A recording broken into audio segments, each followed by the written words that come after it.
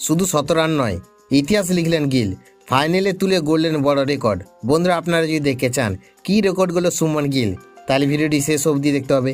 চ্যানেলটিকে সাবস্ক্রাইব করে একটা লাইক দিতে হবে এবং নোটিফিকেশন বেল আইকন দাবাতে হবে। আইপিএল ২০২৬-এর দ্বিতীয় কোয়ালিফায়ারে রাজস্থান রয়্যালকে হারিয়ে ফাইনালে পৌঁছে গেল গুজরাট টাইটান্স।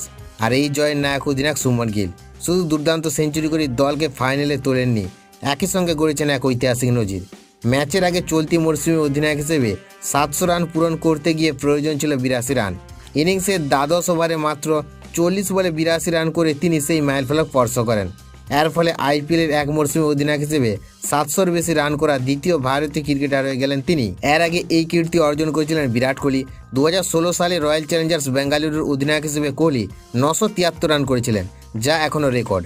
এবার সেই অভিজাত তালিকায় নিজের নাম যোগ করলেন সুমন গিল। শুধু ভারতীয় ক্রিকেটে নয়, আইপিএলের ইতিহাসও গিল এখন বিশেষ জায়গা করে নিয়েছেন।